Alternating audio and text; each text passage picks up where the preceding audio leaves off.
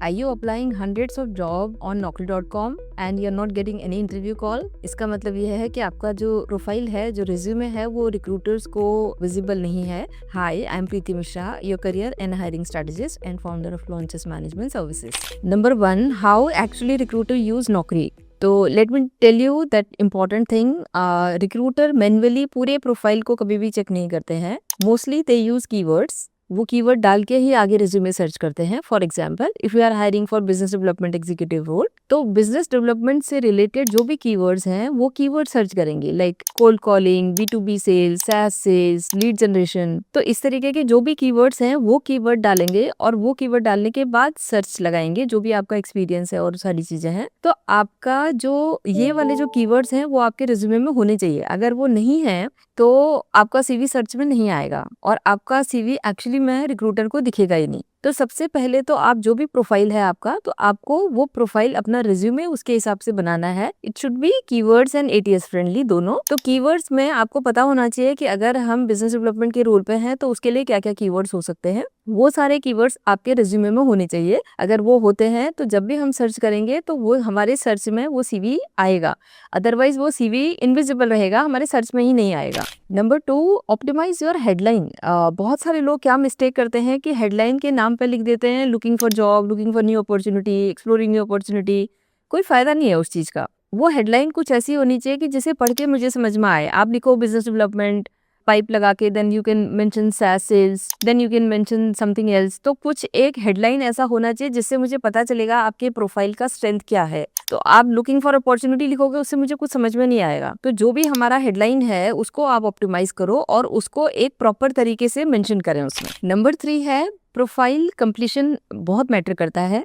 तो बहुत सारे लोग बस रिज्यूमे अपना अपलोड कर देते हैं उसमें, लेकिन उनका प्रोफाइल 100% कंप्लीट नहीं होता है. तो नौकरी जो है उनको विजिबिलिटी ज्यादा देता है जिनका प्रोफाइल एकदम कंप्लीट होता है. Profile complete in the sense कि you have mention each and everything. आपने लोकेशन प्रेफरेंस मेंशन कर रखा है, आपने सैलरी मेंशन कर रखी है, एक्सपेक्टेड सैलरी मेंशन कर रखा है, नोटिस पीरियड मेंशन कर रखा है.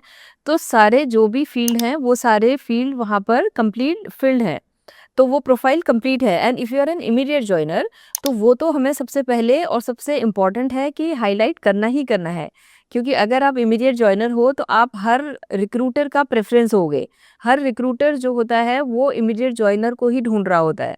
नोटिस पीरियड वाले ओके, अगर हमारे पास कोई स्किल ऐसा है जो निश है बहुत ज़्यादा, उसमें हमें नहीं कैंडिडेट मिल रहे हैं, तो obviously will have to go for notice period only.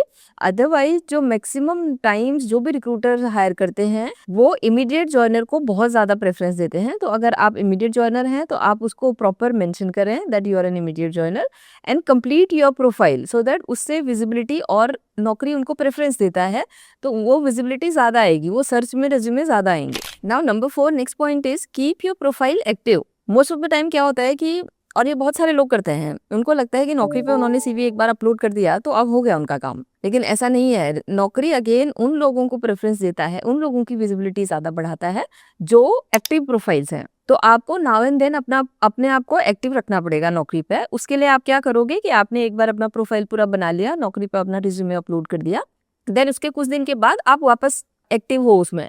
या तो कुछ हेडलाइन चेंज कर दो, या फिर कुछ लोकेशन में कुछ डाल दो, या कुछ तो एडिट कर दो उसमें जिससे कि दिखे कि वो 7 दिन पहले अपडेट हुआ है, येस्टरडे अपडेटेड है. तो उससे क्या होता है, एक तो नौकरी में विजिबिलिटी अच्छी आती है, और दूसरा क्या होता है कि मोस्ट ऑफ द टाइम जब रिक्रूटर सर्च कर रहे होते हैं तो नौकरी पे ऐसा ऑप्शन होता है कि हम देख सकते हैं कि हमें ऑल रिज्यूमे चाहिए इस कीवर्ड से मैचिंग, या फिर हमें ऐसा चाहिए जिन्होंने कल अपडेट किया है, या एक हफ्ता पहले अपडेट किया है, या एक महीना पहले अपडेट किया है.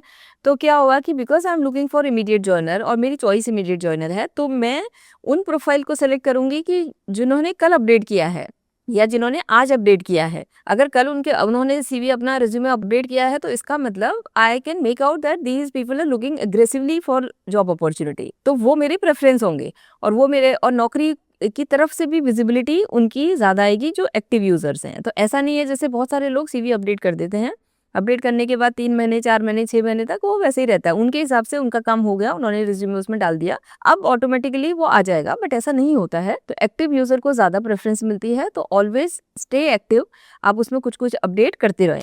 Some bonus tip from recruiter.